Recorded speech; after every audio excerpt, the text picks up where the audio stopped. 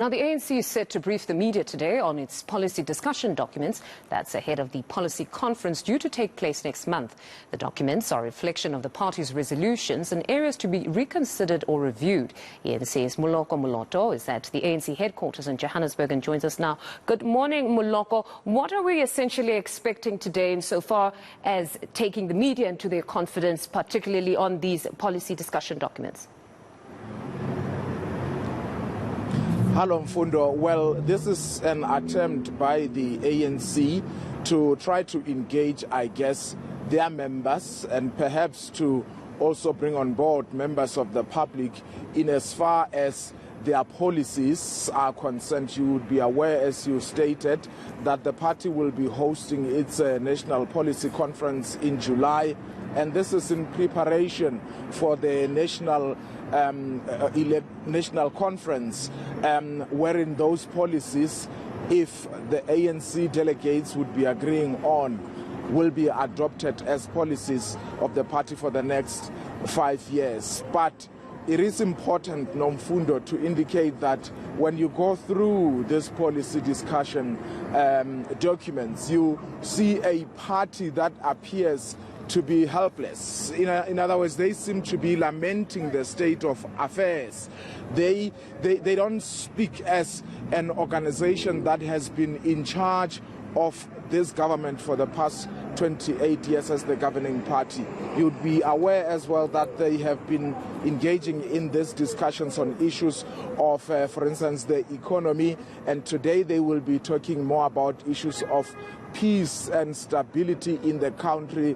And as you read the documents, there is an admission that in some instances some of the violence is being instigated by some of their members, or some of their members are involved. For instance, the July unrest, they acknowledge that some of their party members were involved in that. This is despite the fact that the ANC all the time prides itself as leader of society. So today we expect David Mahlobo as well as Thaba Makwetla to be briefing the media in as far as the state of peace and security in the country, but also balances of forces, as they call it, both internally and across the world, is concerned. Moloko, we all understand that the renewal program is still on course for the ANC, and quite often, in many instances, we hear them talking about the infiltration of the party, the need to vet the cadre, the quality of the comrade. I mean, do we expect that to actually also be a focal point here? Because there have been those talks of perhaps they need to start vetting who actually becomes a member of the African National Congress, because they then ascend to positions of power, and if they are not groomed from an early age, you have problems where people really act in a foreign way to what the culture or what the ANC stands for. Mfundo, they call it organizational renewal. They are aware that there are some people who join the political party simply to advance their commercial interests, to get tenders, to put it bluntly, and to advance their careers. And obviously the issue of vote buying, issue of corruption, these are all the things that they have been lamenting. And as I say, it is the ANC that controls the levers of power.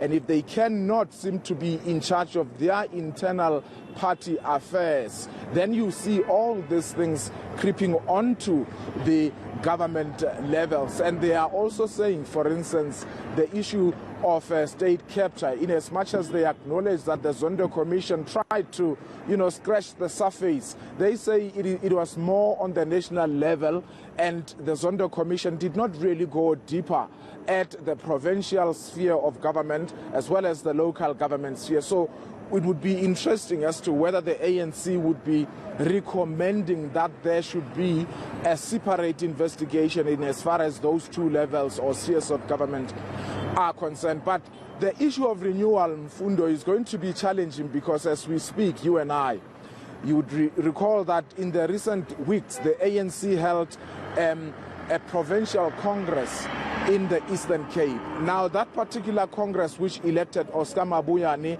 as the chairperson, now stands to be challenged. There's a legal threat. There are disgruntled members of the party in the Eastern Cape who have written to the national structure to say, we are giving you a number of days.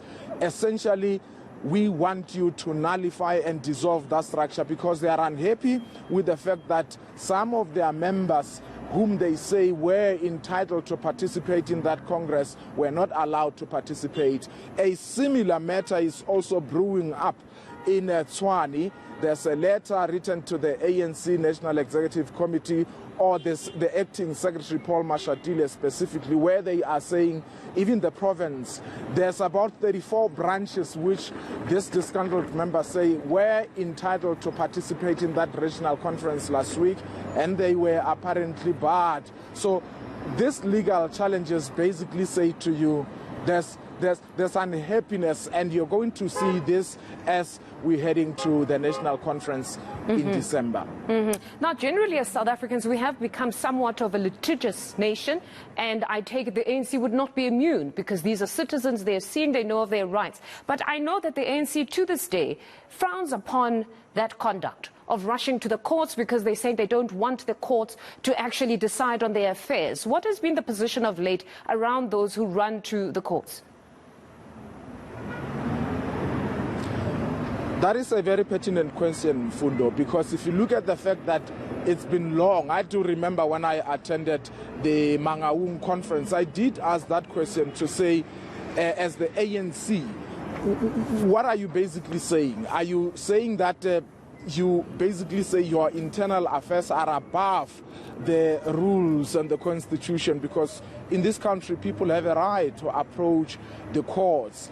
And you kind of like get a sense that they are in a conundrum, because they want to be seen to be respecting the rule of law, but on the one hand they want to encourage people to internally exhaust. But the problem is that you have people who simply don't trust even internal processes of the party, and they therefore see the courts of law as the first resort. So I really don't think the ANC is ever going to win that particular matter.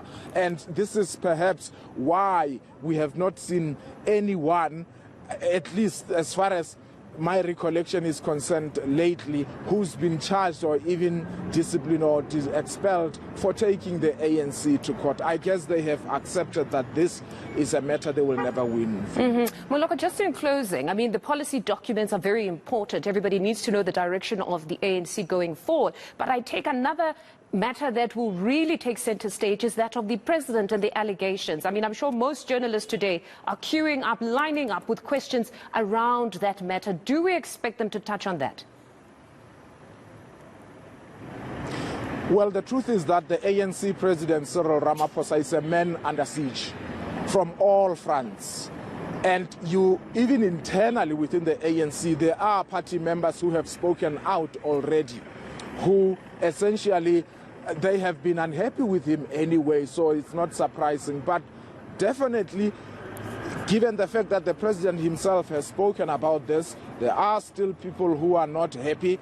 And the expectation is that even when we pose that question today, we expect them to say, look, the internal processes within the ANC must unfold. We know that the president apparently will or has volunteered to appear before the ANC's Integrity Commission. And this is a matter that obviously is going to drag on forever. While on the other hand, you would expect that the criminal process, since the police perhaps will be investigating this matter further, you expect that is going to be prolonged. But one thing that is not going to take long, Mfundo, is the fact that the public protector, Advocate Busisiwe Mkhwebane, is now investigating this matter. And we know that a lot of people, those who really believe that she's after President Cyril Ramaphosa, it is not the case at this point in time. The complaint was lodged by a member of parliament, the leader of the ATM, Mr. Vuyo Zungula, with the public protector. And in terms of the executive members' ethics code, which basically relates to the behavior and the ethics of executive members from the president, down to the mayors, including the premiers. When such a complaint is lodged by a member of parliament or the legislature, the public protector has absolutely no choice but to investigate this. So she has to investigate, and in terms of legislation, she must report or compile a report at least within 30 days and present it to the president ordinarily. But in this case, it is the president who is implicated, and we have seen it before. The assumption is that that report after 30 days will possibly be given to Speaker of Parliament. So that is a matter that at least we know that in terms of legislation, we will kind of like get to understand what is a way forward within 30 days. All right, Moloko, we'll catch up with you after that briefing. That's Moloko Moloto out at Luthuli House for a briefing on the policy discussion documents. To this story.